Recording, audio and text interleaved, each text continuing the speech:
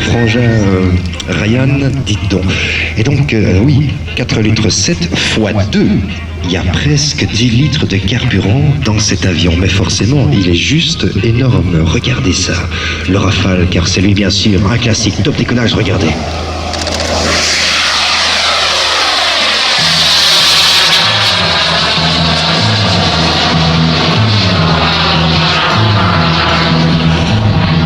Chevalier du ciel, dans un puits de tonnerre, à 2 pas du soleil.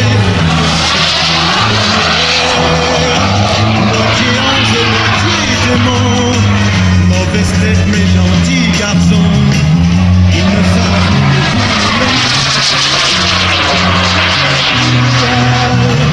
les chevaliers du ciel sont heureux de leur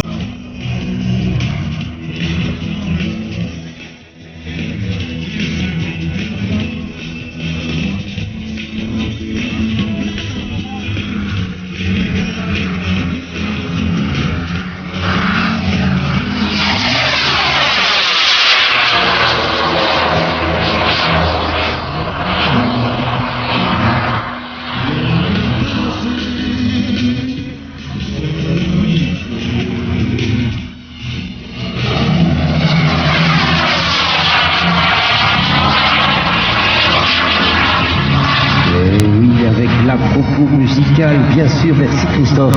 Les Chevaliers du Ciel, Tanguy, la verdure, rappelez-vous, le feuilleton éponyme des années 70 par là. Le Rafale, évidemment, digne successeur quelque part de Tanguy, la verdure, authentique biréacteur, que ce soit le modèle ou le modèle produit. C'est pas difficile, 3600 mm, 3 mètres 60 d'envergure, c'est juste énorme, sachant qu'un jet est plus long que large. On est quelque part à 49 kg de masse et 2 moteurs qui poussent chacun 21 kg de poussée. On a plus de 40 kg de poussée là derrière. Regardez ça, fumigène en marche, c'est parti. Quelle machine! Avec cette décoration de type Tiger Meat, on connaît cet avion depuis des années, on ne se lasse pas de le voir, de le revoir. Nous sommes là maintenant avec 3300 millilitres par réservoir. Donc la consommation, somme toute, est encore relativement raisonnable. On est parti de quasiment 5 litres pour chaque réservoir, avec une température tuyère qui l'est tout autant. On est entre 5 et 600 degrés centigrades de température en sortie de tuyère. Certainement plus de 1000 degrés à l'intérieur de ces moteurs et 122 000 tours. On est plein pot là. Regardez la maniabilité à l'instar du grandeur, c'est simplement énorme.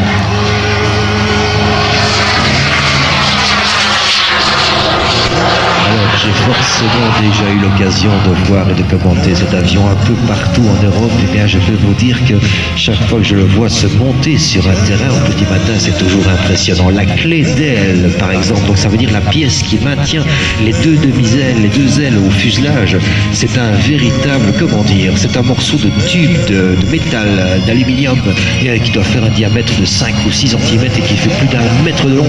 À mon avis, Franck a dû découper un morceau de la rampe d'escalier de pour faire ça, c'est pas possible autrement. Regardez ça.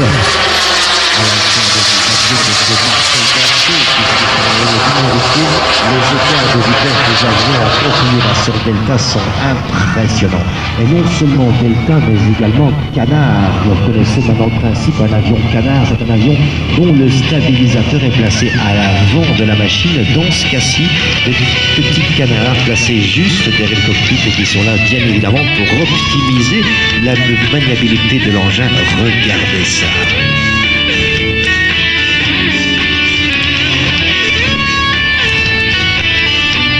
67 000 tours, 80 000 tours, nous montons encore, pan, eh oui. Le genre de surprise que réservé Franck, ce sont des chefs flair en grandeur et en anglais, ce sont des leurres thermiques. C'est le genre de choses que tirent les pilotes en combat quand ils sont poursuivis par des missiles à autodirecteur infrarouge, autrement dit par des missiles à tête chercheuse qui se calent sur les signatures thermiques, sur la chaleur du moteur. Et donc on tire à ce moment-là comme ceci, c'est l'heure thermique qui vont donner dans le ciel des points incandescents qui vont tromper, oh c'est joli, c'est pas si joli en grandeur, mais là, et qui vont tromper les missiles qui étaient infrarouges, pardon, ou qui étaient normalement, ça se passe comme ça en combat aérien. Nous sommes à 2200 millilitres par réservoir, autrement dit, on a déjà bouffé, passez-moi l'impression, plus de la moitié du carburant qu'il y a à bord de cet avion, pas loin de 10 litres au départ, rappelez-vous. Certainement l'un des plus gros jets que vous le passage. L'un des plus gros et ainsi qu'un mondiaux, c'est juste énorme. Vous avez vu également peut-être par moment, quand on a l'avion dans les 6 heures, autrement dit quand on le voit de derrière, et puis on voit comme la post-combustion qui est allumée, mais je vous rassure, non, c'est de la triche. Et oui, il n'y a pas de véritable post-combustion sur cette avion. Pourquoi faire d'ailleurs? Ça va déjà assez vite comme ça. Non, cette post-combustion, elle est simulée, elle est trichée par une couronne de diodes électroluminescentes, de LED, qui sont montées donc en couronne à l'arrière du tuyère pour simuler, suivant leur pilote, il y a un petit bouton, il allume et il éteint, ça envole, de façon à avoir l'illusion, la simulation de l'allumage, de l'extinction de la gamelle, comme on dit dans le langage aéro, autrement dit de la PC ou de la post-combustion. Passage très basse vitesse de cette énorme rafale. Peut-on imaginer, quand on le voit à cette vitesse et quand il est dit que cet avion fait quand même quasiment 50 kilos? Regardez ça, sortie du train, on est on touche le gaz. 120 000 tours, 122 000 tours minute. Nous sommes en termes de carburant à 1,5 litre dans chaque réservoir. Nous sommes quasiment à la fin du vol. On a une vitesse presque dérisoire. Je vous disais, les pilotes de jet volent littéralement au chrono. Ils ont généralement un programme de vol précis qu'ils respectent à 30 secondes près pour ne pas risquer de tomber en panne de carburant. Attention, courte finale.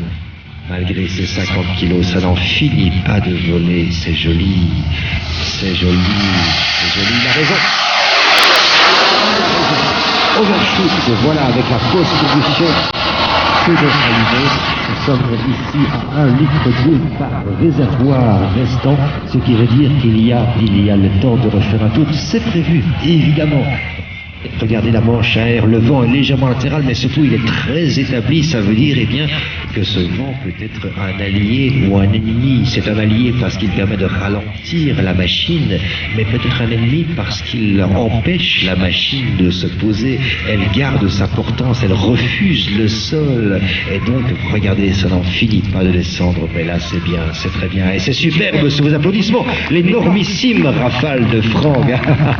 J'adore cet engin. Nous sommes au ralenti, 35 500 tours, il reste 1 litre de carburant par réservoir sur les 5 au départ, il nous reste 2 litres sur 10 embarqués, c'est juste phénoménal.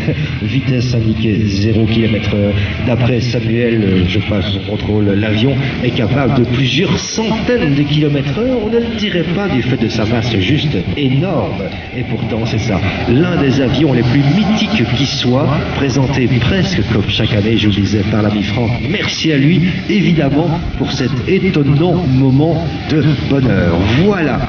Dans un instant, nous passons avec les amis des motoplaneurs et également des petites mousses toutes mélangées. On en reparle dans une seconde, mais avant ça... Ben oui, évidemment. Alors, la question, c'était quoi? Ah oui, l'axe de vol qui permet de piloter un avion en hauteur via son stabilisateur, c'est l'axe tangage. Eh oui, je vois.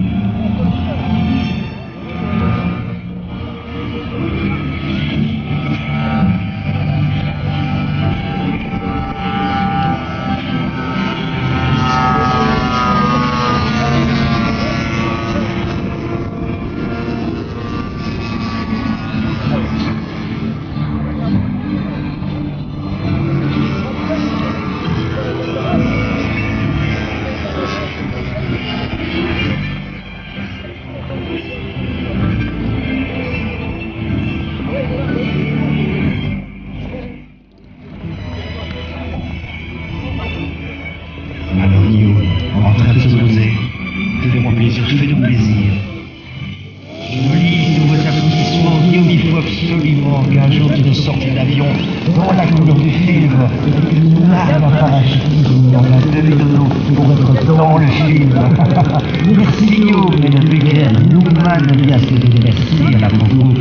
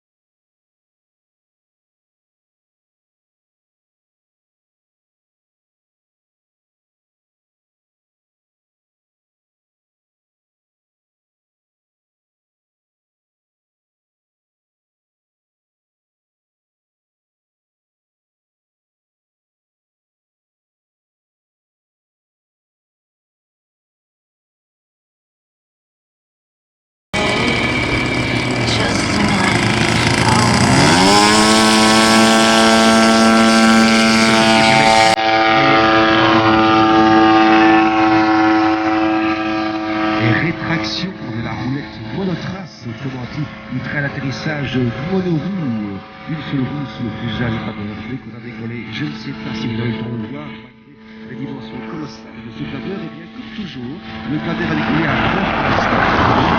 C'est ce que je le disais, la finesse de ces machines est telle qu'elle cette planeur de mouvement se faisait voler, et encore voler, et c'est logique, puisque ce sont des planeurs purs, et bien ils sont optimisés pour voler avec un seul moteur.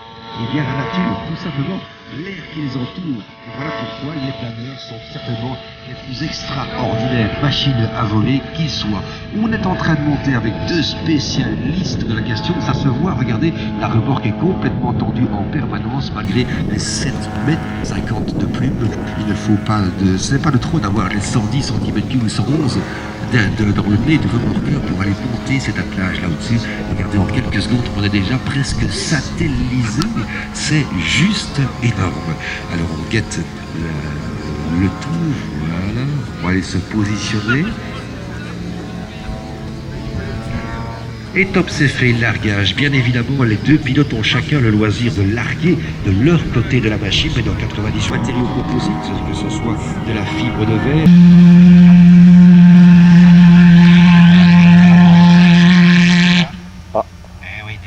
Pas évident, mais oui, ces engins sont très délicats à mettre en œuvre, vous l'avez compris, vous l'avez vu, vous le voyez, généralement... C'est pas le truc avec les fusils derrière, ça, non? Complète, avec casque, anti-bruit,